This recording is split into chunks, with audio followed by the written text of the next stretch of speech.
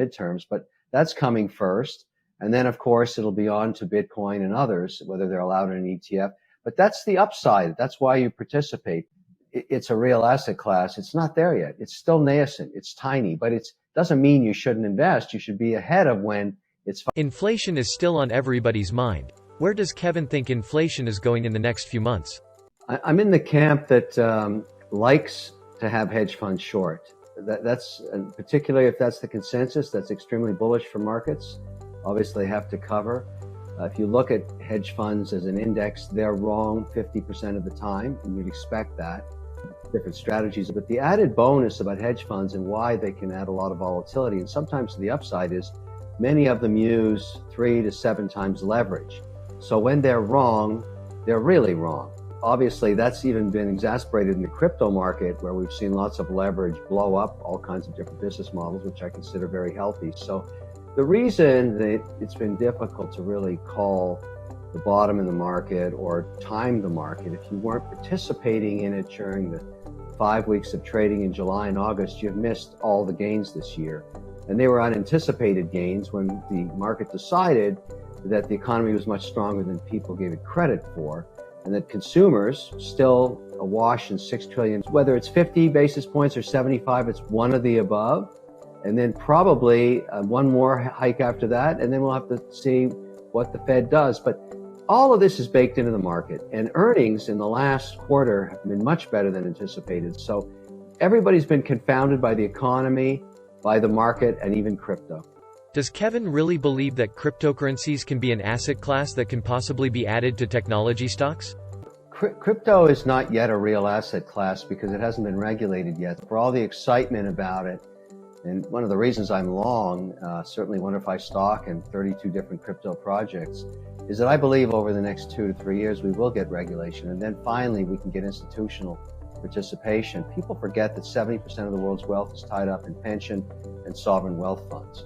And so if they're not allowed to buy the asset class, there's no underlying bid. And that's one of the reasons we can't get crypto past $24,000. It's really hard because there's not really a large constituency that's permitted to buy it yet, particularly Bitcoin and Ethereum and USDC, probably the 3 most popular right now. If we do get regulation first, it'll probably happen in stablecoins because that's been very volatile lately, and there is policy on the table in the Hill, bipartisan policy that's being contemplated as early as next September, which is not far away, just weeks to be looked at. And if not, it'll be after the midterms, but that's coming first.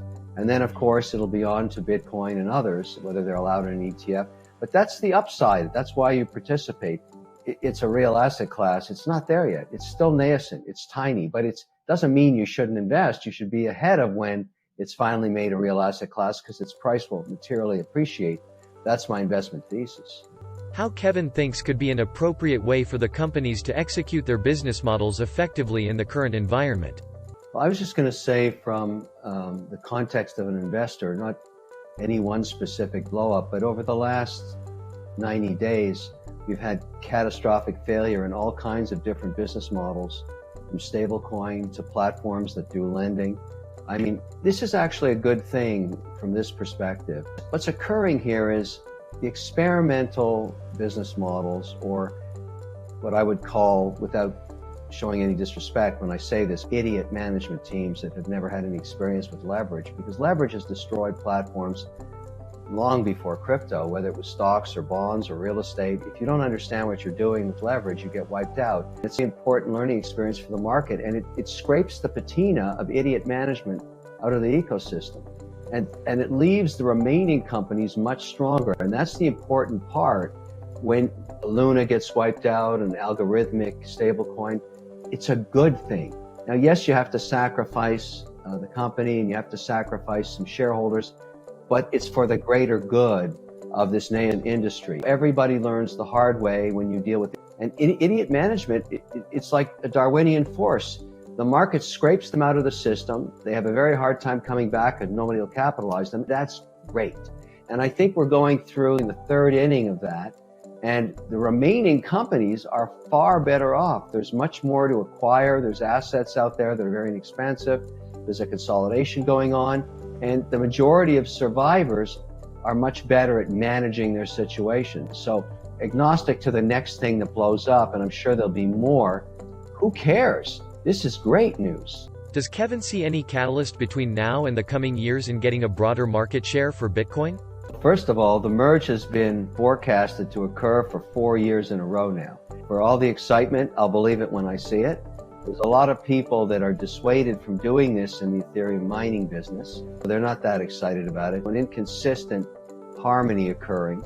Now anything could happen, but really at the end of the day, ETH it's slow and it's expensive. And so if it doesn't fix itself, it's going to have lots of competition. Everybody has an opinion on this, and I think the market is being the market. I have a pretty big position as well. I'm going to wait and see what happens because it has attracted more applications, more usage than anything else to date. But that doesn't mean it's fixed in stone.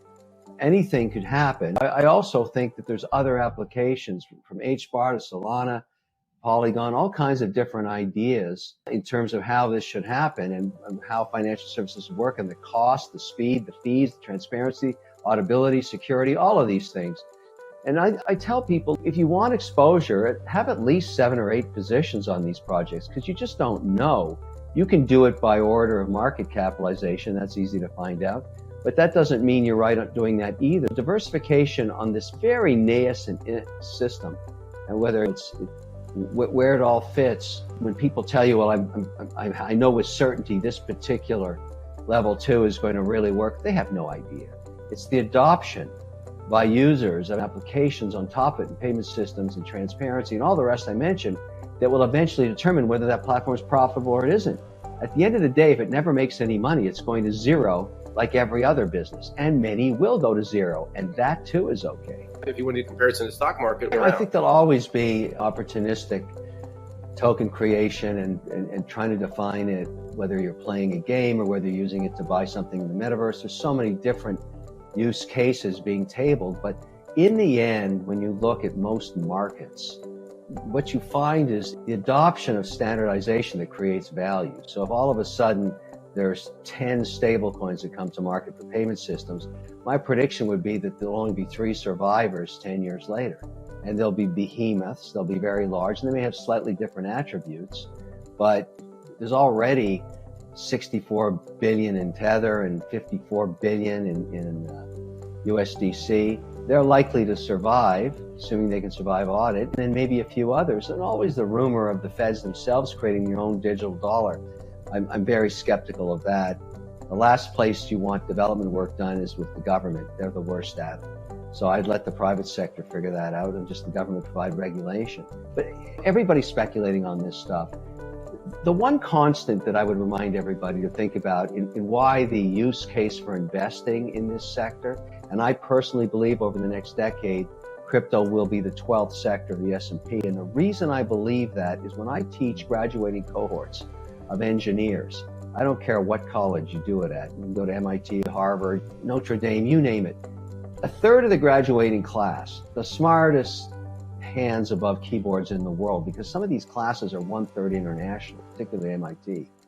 They have no interest as engineers to go back to the other 11 sectors of the economy. Zero interest in working there. They all want to work on the blockchain. So my argument is you can't take that much intellectual capital, the best and the brightest, put them onto this sector by the tens of thousands every week and not expect incredible outcomes. So it's just like at the beginning of the internet, and all of a sudden when people thought, oh, the internet's not going to be anything, look at it today. It's the backbone of every economy. The same thing I think will happen in crypto just by the amount of intellectual talent. But it seems pretty stupid to me to invite international students from geographies that are very advanced in crypto and then kick them out of the country after they're educated. It's very stupid, and that policy should be fixed. Even the brightest, look at it, Sam Bankman-Fried, a 30-year-old 22 billionaire. He is an American citizen whose parents are compliance lawyers at Stanford, and even he doesn't operate in the United States because he has no policy and regulation and backbone to work with. All of that money and that intellectual capital that he is gathering from the Caribbean islands should be stateside, but it's not. So we have to get some policy into this sector or we'll continue to lose the country's brain trust in this nascent sector. Maybe 2 years ago, but not anymore. There's just too much capital coming into this market. So you have The Loomis bill, which is a very broad bill, it contemplates all kinds of different crypto. Gilderbrandt's backing her, so you've got both a Republican and a Democrat working together there. There are other initiatives going on. I'm spending a fair amount of my time on the Hill these days meeting. I'm not the only private citizen doing that.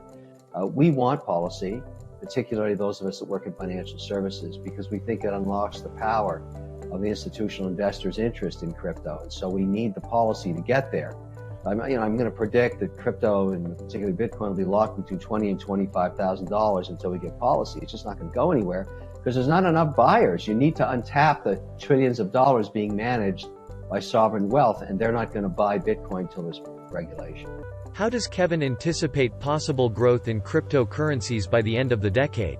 NFTs are interesting because there's many use cases for them. Obviously, the idea of a JPEG of an ape or whatever else, that's interesting and very speculative.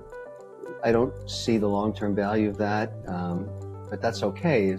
A market's a market. It doesn't matter what I think. It matters what the market thinks. It's not something I put on a balance sheet and think will appreciate over time. I'm more interested in authenticating hard world assets with NFTs, whether that be real estate, cars, pens, watches, jewelry, collectibles. There's a lot of use case and a lot of utility value in that. And I think in the metaverse, if it unfolds the way a lot of people are thinking about, NFTs will be a major part of the currency for transactions. So there's a lot of work to be done there. Most firms that have attempted to monetize it have had a very difficult time due to the extreme volatility. I want to get an NFT to authenticate it. And indeed, I did that for the first time a couple of weeks ago in New York when I bought a photograph from Udo, a famous fashion photographer there. He provided a full NFT and the making of the image and everything else that adds value to it for perpetuity. So that piece of art will hang in Miami, and I'll have the ability to show people how it was created, regardless of what decade it is. So that matters. So I really see the challenge of the NFT market is it's almost impossible for the layman to mint an NFT. So difficult. And then understanding how the wallets, whether they be centralized or decentralized, work is impossible for the layman. So it's the use interface that is so difficult for the average person. And so we're a long, long way. And I would argue that the wallet business for just crypto altogether is, if crypto's in the third inning, the wallet hasn't even started the game yet. It's such a crappy vehicle in terms of security or ease of use or reporting or anything. So there's a lot of work to be done. And for, when you go to these crypto conferences, even the Bitcoin conference, there's two universes. There's 10% of the people, 1 out of 10, are hardcore Kryptonians, if you want to call them that. And they're great. They were the founders of this industry, and they're still very adamant about how it should be, and their opinions matter. But 99%, the other $1 trillion, $5 trillion, $20 trillion worth of interest, are institutions looking from the outside in. And when you go to these conferences today, the majority of people are not investors yet. And so you realize what the great potential is, but also the roadblock of policy keeping us out of it. And I would say now the U.S. is falling behind. I think Canada's more advanced, United Arab Emirates, Switzerland, Australia, New Zealand, England, far more, mindful of the technology here and the use of it in financial services and the potential of it. So I think if we don't get some policy next year after the midterms, we're going to start to lag. Regulation is surely coming, but how does Kevin see it playing out? Is that going to be good for cryptocurrencies? There's always that risk, but I don't see that. Crypto's not going away. Bitcoin's not going away. Ethereum's not going away. These projects are here to stay. They're well funded. There's a lot of use cases for them. I use USDC now corporately. We have a Circle account. We've gone through compliance and our auditors setting it up. I'm a shareholder of FTX. I'm a shareholder of Circle. I hold 32 different positions on my FTX account because it's the most compliant one I can find in working with my compliance department and my regulator. And I've got a full corporate account there too, because these are compliant platforms. So I can be compliant in Canada on BitBuy. I can be compliant in the US on FTX. So you have to find your geography, figure out your compliant platform, and you have to hire a whole bunch of people to manage this stuff for you. So we're so early in all of this, but again, that's the potential. And I think that's what excites me.